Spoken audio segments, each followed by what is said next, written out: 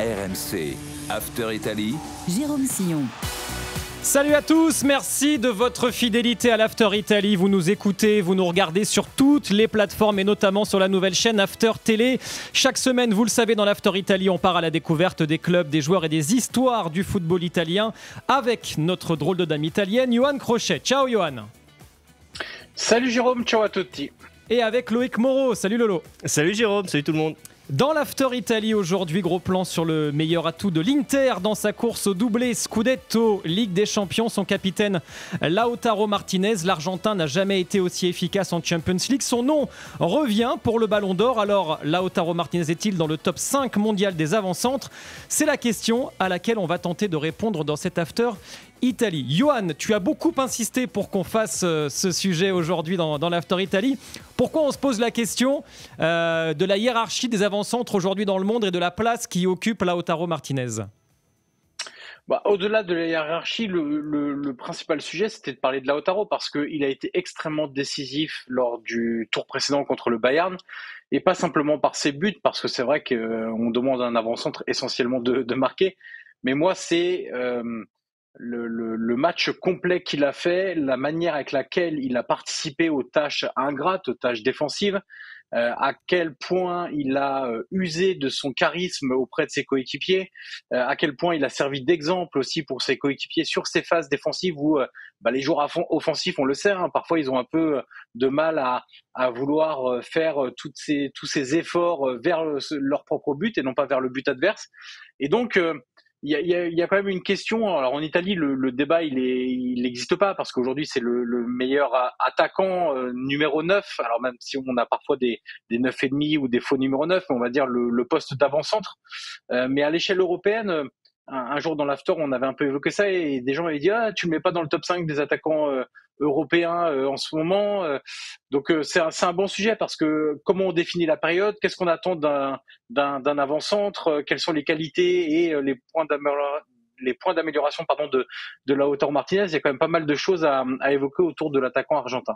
Et on va commencer par peut-être jeter un coup d'œil à ces stats, parce que c'est aussi comme ça qu'on juge les attaquants, et pas que d'ailleurs désormais dans le foot moderne. Lolo, d'abord peut-être en championnat, ça donne quoi cette saison quand on compare avec ses performances passées ? Mais c'est ça qui est très paradoxal, Jay, c'est qu'au final, il y a deux Lautaro. Il y a le Lautaro de la Serie A qui est vraiment, vraiment en difficulté. Il est très, très loin, et j'ajoute un très, très loin, des standards qu'il a habituellement en termes de buts toutes les X minutes. Il est décisif il est buteur toutes les 214 minutes et décisif toutes les 171 minutes en Serie A cette saison. C'est beaucoup moins que les précédentes en cumulé, puisqu'il marquait toutes les 114 minutes et était décisif toutes les 96 minutes quasiment. Ouais, donc ça veut dire que sur les 3 saisons précédentes à celle-ci, en fait, il était décisif une fois par match et il marquait quasiment un but par match. Exactement, c'est du simple au double et maintenant c'est une fois tous les 2 matchs en fait, si on caricature. Mais surtout si on regarde les expected goals, la capacité des joueurs à se procurer des occasions de qualité, on voit qu'il avait tendance, comme la plupart des très bons joueurs, à excéder justement ces expected goals, c'est-à-dire qu'il marquait plus de buts que ce qui était attendu, et là cette saison il est en dessous de ce chiffre-là d'expected goals, donc c'est assez inquiétant effectivement par rapport à la Serie A. En revanche, et puis non mais juste un mot sur la Serie A, c'est le nombre de buts qu'il a marqué tout simplement, qui est loin de ses standards. Oui, effectivement, si tu prends le nombre de buts bruts marqués, il en a marqué 12, ce qui est plutôt honorable. C'est vrai qu'il est encore loin de Matteo Retegui. Il finira sans doute pas capocannoniere de la saison en Serie A, mais quand tu regardes contre qui il marque, c'est l'Udinese, sans faire offense encore à ces clubs-là, mais il n'y a aucun club du top 10 de Serie A contre lequel il a marqué. Marque pas contre la Juve, marque pas contre Milan, marque pas contre Naples. C'est un petit peu inquiétant, ouais. En Ligue des Champions, en revanche, c'est vrai qu'il nous a surpris cette saison parce que on était un peu resté sur notre faim. Hormis lors de la demi-finale, je m'en souviens, pour avoir commenté ce match, le derby milanais en demi-finale il y a 2 ans. Hormis à ce moment-là, c'est vrai qu'en Champions League, on avait toujours l'impression qu'il y avait une limite. Et cette année, il casse tout. On en avait parlé avec Johan, c'est marrant, l'année dernière, avant l'élimination contre l'Atlético de Madrid. Et c'est vrai que je lui avais dit, les chiffres appuyaient ça, que Lautaro en Champions, c'était vraiment en deçà des standards d'un grand joueur. joueur. Effectivement, si tu prends ses premières saisons en Champions, il marquait toutes les 337 minutes et était décisif toutes les 260 minutes, ce qui n'est vraiment pas des bons ratios, surtout par rapport à ses XG. On en revient à cette notion d'expected goal, c'est-à-dire qu'il sous-performait et il ratait des choses énormes en Champions League, notamment contre l'Atlético. Et là, cette année, c'est l'inverse, c'est-à-dire qu'il casse tout. Yo l'a dit, contre le Bayern, il est fabuleux, il fait une double confrontation absolument énorme, et d'ailleurs, il est le joueur avec le ratio but toutes les X minutes le plus élevé, enfin le meilleur du coup, cette saison, avec un but toutes les 81 minutes. C'est mieux que les Lewandowski, c'est mieux que les Rafinha. Il a fait que marquer, hein. C'est pour ça qu'il y a le même chiffre en décisif toutes les X minutes, parce qu'il n'a pas fait de passe décisive, mais à la limite, c'est ce qu'on lui demande de marquer. Le seul bémol que je mettrais sur ces chiffres-là, encore une fois, c'est qu'il a marqué 8 buts en Champions cette saison, ce qui est vraiment un beau total, mais si on regarde ses expected goals, ils sont de 4, donc ça veut dire que pareil, on est passé du simple au double, donc il surperforme. À un moment donné, quand tu surperformes, tu finis toujours par rentrer, les courbes se croisent, hein, et tu finis toujours par rentrer dans des chiffres plus classiques, sauf si tu t'appelles Messi ou Ronaldo, et pour l'instant il ne s'appelle pas Messi ou Ronaldo. Johan, comment tu réagis à ces statistiques-là et comment tu expliques ce décalage entre son niveau de performance en Serie A et en Champions League ? Moi, je pense qu'il faut même évoquer ce paradoxe-là sous un autre prisme. C'est pas tant par compétition, c'est première partie de saison et deuxième partie de saison. Parce que sur ces 8 buts en Ligue des Champions, il y en a 7 sur la deuxième partie de saison. Et si vous prenez ces buts en Serie A, il y a une majeure partie de buts aussi sur la deuxième partie de saison. En réalité, la saison, elle est paradoxale parce que aujourd'hui, on le présente comme l'un des meilleurs attaquants en Europe, et pour moi, plutôt à raison. Et non pas simplement sur ses buts, même si on va l'évoquer, ce sera un de ses axes de progression à l'avenir pour être considéré totalement comme l'un des meilleurs numéro 9 au monde. Mais c'est surtout les trous d'air qu'il a généralement dans une saison. Et là, le trou d'air a duré très longtemps. Il a duré quasiment 6 mois, jusqu'à la fin décembre, début janvier, où c'était vraiment compliqué. Et ça peut s'expliquer aussi par son manque de forme lié à la Copa América la saison dernière, qu'il a enchaîné quasiment sans vacances avec le début de la saison italienne avec l'Inter. Donc il était vraiment en difficulté physique, ça se voyait, il était lourd sur le terrain, il n'avait aucune explosivité. Lui qui base quand même une partie de son jeu là-dessus, il avait du mal à prendre la profondeur. Quand il revenait vers le jeu pour faire jouer les autres, c'était moins efficace, moins rapide, moins explosif, moins vif, moins dynamique. Donc tous ces aspects-là physiques ont fini par avoir une influence très importante sur son jeu. Et c'est là où ça a été intéressant pour l'Inter, c'est que Marcus Thuram a pris la place de Lautaro dans le côté je suis décisif et je porte l'attaque de mon équipe. À l'inverse, maintenant, Marcus Thuram a une deuxième partie de saison un peu plus compliquée et Lautaro a lui, maintenant qu'il est en forme physique, qu'il a pu bien se préparer et bien enchaîner les matchs et se refaire, un état physique suffisant pour son jeu assez énergivore, on le voit excellent. Et encore une fois, avec ballon, c'est la chose la plus importante pour les attaquants, ils doivent marquer, ok, pas de problème. Moi, j'admire l'évolution de Lautaro sur le plan de la personnalité, sur le plan mais ça va avec le brassard de capitaine qu'il a maintenant aujourd'hui, son leadership, son charisme, à quel point il influe sur le comportement de ses coéquipiers, à quel point on le voit contre le Bayern. À l'aller, il fait des retours dans ses 20 mètres sur des phases de possession du Bayern pour venir couper des angles de passe, pour venir récupérer des ballons dans les pieds des joueurs bavarois.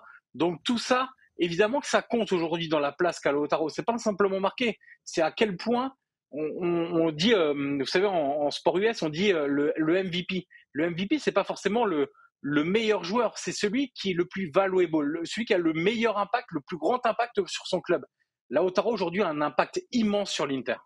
Je voudrais juste rajouter un petit truc par rapport au Capitana, c'est ce que dit Yo. En fait, il y a aussi une problématique, le fait d'être le capitaine, d'être le joueur le mieux payé, je pense que ça l'a poussé aussi à prendre forcément ses responsabilités et à grandir, à devenir le joueur qu'il est devenu. En revanche, moi, c'est vrai que ça me pose un petit problème de temps en temps, parce que effectivement, c'est ton capitaine. Yo l'a dit, hein, il a beaucoup trop joué ces dernières saisons. Sur les 3 dernières dernières saisons, c'est 2 fois le joueur de champ qui a été le plus utilisé à l'Inter. Il est quasiment inamovible. Et le pire, c'est que Simone Inzaghi hésite même parfois à le sortir en cours de match. C'est ton capitaine, c'est normal. Donc en fait, ce brassard, il le verrouille, si tu veux, au 11 de départ, ce qui est logique. Mais comme c'est un attaquant, il a besoin aussi de souffler, peut-être plus que les milieux de terrain, que les défenseurs et que les gardiens. Donc donner ton brassard de capitaine à un attaquant peut aussi poser des problématiques. C'est que pour le mettre sur le banc ou pour le laisser au repos, c'est plus compliqué parce qu'il a un statut, parce que c'est Lautaro, parce que c'est ton leader technique, c'est ton leader de vestiaire, mais il a besoin de souffler. C'est pas un surhomme. Il a beaucoup trop joué et c'est ce qui explique en partie les difficultés qu'il a eu en début de saison, parce que Yo le rappelait, mais c'était catastrophique. C'était un ectoplasme sur le pré, Lautaro. Vraiment, c'était même douloureux de le voir à ce niveau-là. Il a fini par réussir à reprendre un peu de poil de la bête, mais effectivement, cette saison-là, tu sens que le mec est complètement cuit à l'image de toute l'équipe. Et le pire, c'est que derrière, tu as une Coupe du Monde des clubs que tu vas lui remettre dans les chicots. Donc franchement, pour moi, c'est vraiment problématique et ça explique aussi la méforme dont il a été victime, surtout en première partie de saison. Mais Loïc, sur ça, ce qui va être important, c'est pourquoi aussi Lautaro joue autant, c'est que derrière, il n'y a pas grand-chose. Il n'y a rien, tu peux le dire, il n'y a rien. Regarde, hop, mais y a rien. Voilà. Ah ouais, il y a Mehdi Taremi et il y a Marco Arnautovic, vous abusez les gars. Et il y a Correa aussi. Mais... Non, mais en réalité, Simone Inzaghi, on serait à sa place, on hésiterait aussi à le sortir en cours de match. Évidemment, bien sûr. Parce que la difficulté qu'on a aujourd'hui à l'Inter, c'est que derrière Lautaro et Thuram, et on le voit quand Thuram est absent sur une série de 3 matchs, comme les 3 derniers matchs actuellement, il y a 0 but marqué. Parce que les remplaçants, alors de temps en temps, Arnautovic réussit à marquer un but cette saison. Taremi, ils nous ont envoyé son cousin Dwich là depuis Porto. C'est pas du tout le même joueur qu'on. En plus, c'est un joueur qui avait l'expérience de la Ligue des Champions, qui avait été performant en Ligue des Champions. Donc on était tous, quand on a vu l'Inter prendre Taremi, eh ben ouais, il y a une vraie mise à jour, un vrai upgrade par rapport à ce qu'il avait la saison passée. On a un joueur qui a joué en Ligue des Champions, qui est un titulaire à Porto, qui a été bon, qui est capable d'être décisif, qui en plus rentre assez bien, je trouvais, dans les systèmes d'Inzaghi. C'est pas vraiment un 9, c'est plus un 9,5, capable de jouer avec un autre attaquant. Sauf qu'en réalité, on n'a pas du tout ce qu'on attendait. On a été un peu trompé sur la marchandise. Et donc, Simone Inzaghi, il voit Taremi à chaque fois qu'il le fait jouer, il est pas bon. Arnautovic, il est bon 1 fois sur 5. Correa, il est bon 0 fois sur 10. Donc, vous pouvez avoir les mêmes contraintes que Simone Inzaghi. Et donc, Lautaro joue trop, effectivement. Et le brassard, qui le porte quand Lautaro n'est pas là ? Barella, Nicolo Barella, je crois qu'il Nicolo Barella, ouais. Mais après, bon, voilà, c'est toujours pareil. Barella a aussi l'aura, il a le talent pour être capitaine, mais ton capitaine, à la base, c'est Lautaro. Donc, encore une fois, ce côté attaquant avec le brassard, je pense que ça peut poser problème. Et puis, Yo l'a dit, en fait, pour le coup, il n'y a pas de solution derrière. Donc, quand tu vas bien, ça a été le cas, je ne sais plus si c'était contre Lecce. Bon, tu le fais sortir 20 minutes avant le coup de sifflet final parce que tu dis, c'est gagné. On menait 2-0, 3-0, bon, tu vois là. Mais c'est vrai que dans les matchs où c'est tendu, c'est 90 minutes à chaque fois pour Lautaro, et ça se ressent. Alors la question qu'on se posait, c'était de savoir si Lautaro faisait partie du top 5 monde, Europe, ça revient plus ou moins de toute façon à la même chose aujourd'hui, des avant-centres. Si on le compare avec les meilleurs de la planète, alors tu nous avais mis notamment les stats d'Mbappé, on les a enlevés parce que c'est pas véritablement un avant-centre, même s'il joue à ce poste-là cette saison avec le Real. Et puis pour tout vous dire, on n'avait pas la place.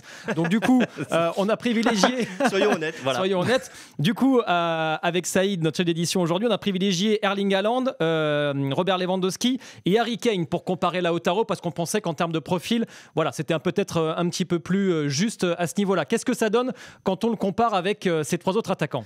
Effectivement, c'est le choix, il est subjectif de le comparer avec ces attaquants-là, mais bon, on va dire que si on essaye de prendre un peu de recul, on est tous d'accord pour dire que voilà, c'est en tout cas les 3 premiers cités, Haaland, Lewandowski et Kane, font partie de ce qui se fait de mieux en Europe sur les dernières saisons. Je précise que c'est les 3 dernières saisons en Ligue des Champions, les statistiques qu'on vous montre. Exactement, en Ligue des Champions, et on voit qu'effectivement, parmi ces 4 joueurs, Lautaro Martinez est celui qui présente le ratio but toutes les X minutes, le moins efficace. Il est buteur toutes les 167 minutes contre toutes les 92 pour Haaland, toutes les 112 pour Lewandowski et toutes les 145 pour Kane. En termes décisifs, toutes les X minutes, donc on rajoute les passes décisives, c'est pareil. C'est celui qui a le moins bon ratio. Et en différentiel but expected goal, bon, il est à peu près dans les standards qu'on attend de lui, c'est-à-dire qu'il marque les buts qu'il doit marquer, ce qui est le cas aussi d'Haaland, ce qui est le cas de Kane, et Lewandowski, c'est celui qui, on va dire, surperforme le plus, mais c'est encore une fois, c'est l'apanage des grands joueurs. Pour moi, la question, la réponse, elle est évidente. Lautaro top 5, oui, mais à la dernière place du top 5, pour moi, les 3 joueurs cités, de par ce qu'ils ont fait récemment, et là, on va au-delà des stats. Là, les stats, en fait, c'était juste pour appuyer, moi, ce qui est ma conviction, c'est-à-dire que je vois un Erling Haaland largement devant Lautaro. Pour moi, Erling Haaland, c'est potentiel Ballon d'Or. On en reviendra après. Lewandowski, encore une fois, c'est scandaleux qu'il n'en ait pas déjà un, que ce soit au Barça, parce qu'on l'avait beaucoup critiqué quand il est arrivé au Barça. Oui, Lewandowski, c'est pas le même que le Bayern et tout. Son rendement, il est dingue. Et là, ce soir, match aller donc de la demi de Champions, il est potentiellement absent, ou à moins qu'il est absent. Voilà, il est absent, c'est sûr. Ouais. Voilà, ça va pas être le même Barça, même si Ferran Torres fait une bonne saison. Et Harry Kane, encore une fois, on le taille aussi beaucoup sur l'absence de trophée, mais devant. What a player. Complètement. Donc voilà, pour moi, effectivement, les chiffres me surprennent pas. C'est ce que je voulais dire. Ce qui manque peut-être un peu à Lautaro pour accéder à ce niveau-là, mais c'est pas tant lui individuellement, c'est pour que les gens aient la volonté, l'envie et la reconnaissance de le mettre dans ces 5-là aussi, c'est les titres collectifs. Parce que Haaland a gagné déjà la Ligue des Champions, il a fait une grosse campagne, il fait même un quadruplé, c'était en 2023, je crois. Oui, c'est ça, 2023. Vous avez Lewandowski qui a aussi gagné la Ligue des Champions, il a montré au Bayern au Bayern, je ne parle même pas du nombre de titres, et au Barça qu'il était capable de gagner en étant extrêmement proactif et extrêmement décisif.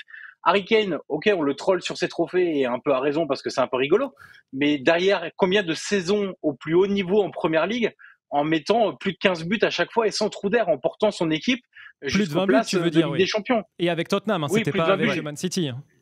Voilà, et j'ai pas checké ses stats, c'est pour ça que je disais 15 pour être sûr d'être un peu dans le bon scope. Et effectivement, c'est plus de 20. Donc oui, il y a effectivement, il lui manque, peut-être que ça sera cette année. Il y a effectivement déjà eu un Scudetto supplémentaire avec l'Inter. Il y a déjà eu aussi la Copa América, c'est important, même si on peut toujours interroger en sélection quel est l'attaquant emblématique de cette sélection-là, même encore aujourd'hui avec un joueur extrêmement vieillissant, mais ô combien talentueux, Lionel Messi. Donc il y a peut-être ça qui, dans l'esprit des gens, joue un petit peu. C'est l'Inter, c'est fort en Italie. Est-ce qu'on va réussir à avoir, comme les autres, la place d'attaquant central dans une Ligue des Champions qui amène son club à soulever la coupe aux grandes oreilles? Et ça, c'est vrai que je rejoins Yo complètement là-dessus. Le fait qu'il joue à l'Inter, le fait qu'il joue en Italie, ça lui fait perdre des points de crédibilité auprès du grand public. Si demain il signe au Barça, la perception sera pas la même. Pourtant, on est sur un grand club d'Italie, un grand championnat aussi, mais il y a toujours ce côté effectivement dédaigneux envers la Serie A qui, il est vrai, pendant un paquet d'années avait laissé la Juve comme seul étendard, et puis le reste, on va dire que c'était pas terrible, mais là voilà, l'Inter demi-finale, ils ont été en finale il y a 2 ans aussi, et c'est en grande partie grâce à lui. Après, ce que disait Yo sur Harry Kane, et franchement, tu peux caler dans son sens. Il dit il a pas de trou d'air.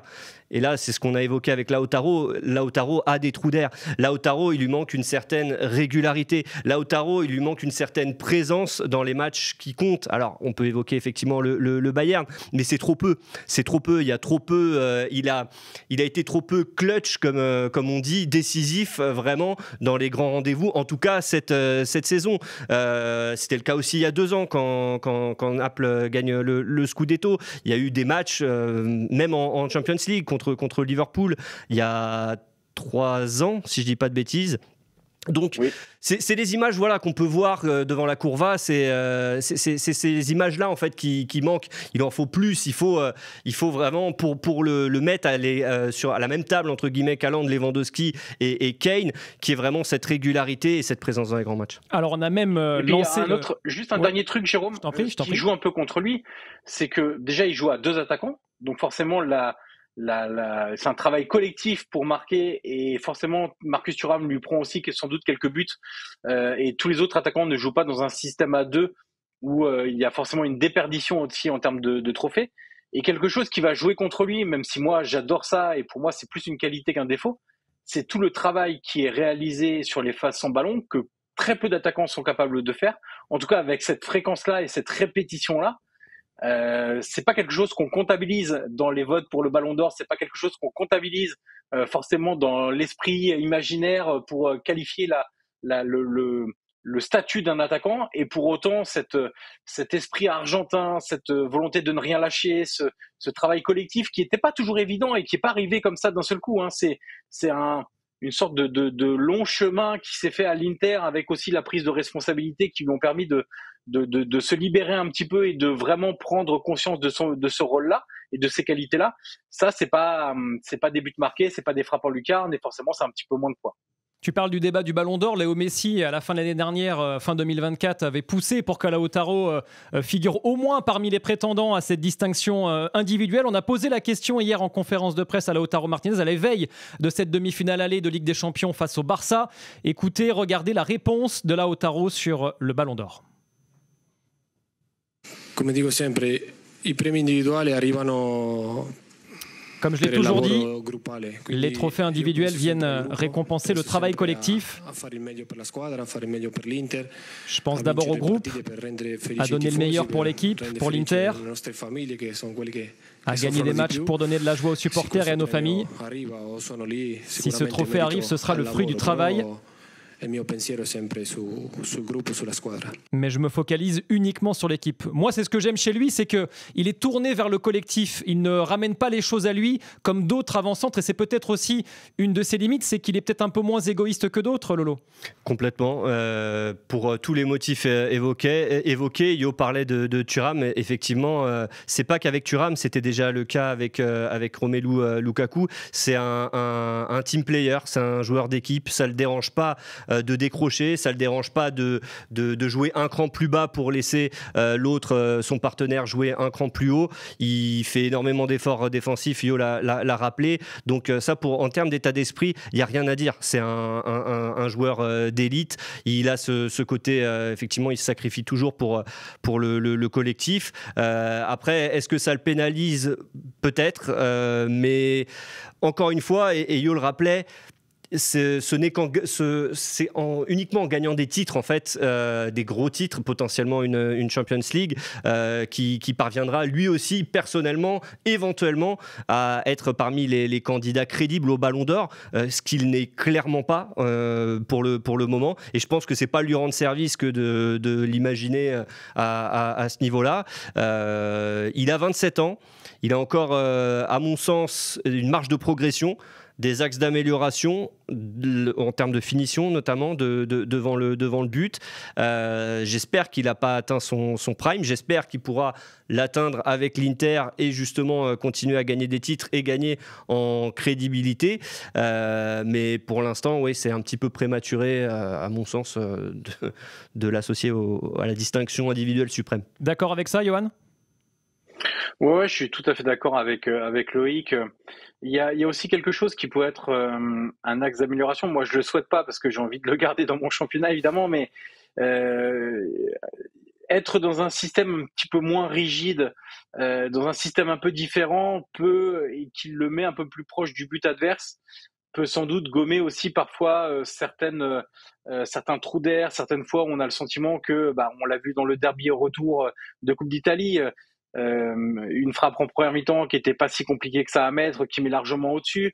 Tu te dis peut-être que les trois qu'on a pris en exemple, Kane, Lewandowski et Erling Haaland, mettaient une praline sous la barre et c'était but. Donc oui, moi je pense que c'est trop tôt, évidemment. Ça passera forcément par les distinctions, par les trophées collectifs. On l'a vu avec la Copa América et le Scudetto, c'est pas suffisant puisqu'il était pas aussi bien classé qu'il ne l'espérait dans le classement du Ballon d'Or. Donc ça passera forcément par une Ligue des Champions. Cette saison, l'Inter est en demi-finale. Tu te dis que si l'Inter, après avoir éliminé le Bayern, réussit à éliminer le Barça et arrive en finale de Ligue des Champions avec une séquence collective avec l'Inter, même en championnat, s'ils ne le gagnent pas, ils auront été très très proches. Il peut se rapprocher encore un petit peu. Est-ce que ça sera suffisant ? Sans doute pas certain, parce que ce qu'évoquait Loïc est vrai, c'est qu'aujourd'hui, le championnat italien n'offre plus l'aura et la dimension populaire qu'il avait à l'époque, et la dimension presque quasi obligatoire de se dire le prochain Ballon d'Or joue en Italie, parce que toutes les stars y sont, parce que les clubs sont les plus dominants sur la scène européenne, ont des effectifs incroyables, et aujourd'hui on n'est plus du tout dans cette configuration-là, donc il lui manque sans doute certaines choses, et c'est vrai que moi j'ai du mal à le voir devenir Ballon d'Or en restant en Italie pour le coup. Et en même temps, quand on regarde les joueurs encore en course pour ce Ballon d'Or, on se dit que la lutte n'a peut-être jamais été aussi ouverte, et que si Lautaro venait par exemple à qualifier l'Inter pour la finale de la Ligue des Champions et à même marquer en finale et à offrir le trophée à l'Inter, et en plus peut-être derrière remporter la Coupe du Monde des clubs avec l'Inter, il aurait sans doute, il serait plus très loin de la distinction finale. Ça fait beaucoup de ça fait beaucoup de si encore. mais c'est surtout, mais même avec ça, j'ai envie de te dire, est-ce que les votants te diraient pas, ouais, mais Lamine Yamal, c'est plus fort en fait. Lamine Yamal, il a remporté la Liga, il aura fait demi-finale de Ligue des Champions, il est impeccable avec l'Espagne. Est-ce qu'ils vont pas te dire, bah oui, Lautaro c'est très bien, mais si on les prend individuellement, on les met l'un à côté de l'autre, est-ce que Lamine Yamal, c'est pas simplement plus populaire, plus rêveur, plus fort ? Raison de plus pour écouter RMC à l'occasion des demi-finales de la Ligue des Champions, évidemment, entre l'Inter et le Barça. Merci Johan, merci Lolo. On se retrouve très vite pour un nouvel After Italy. À très bientôt. Ciao. RMC After Italy.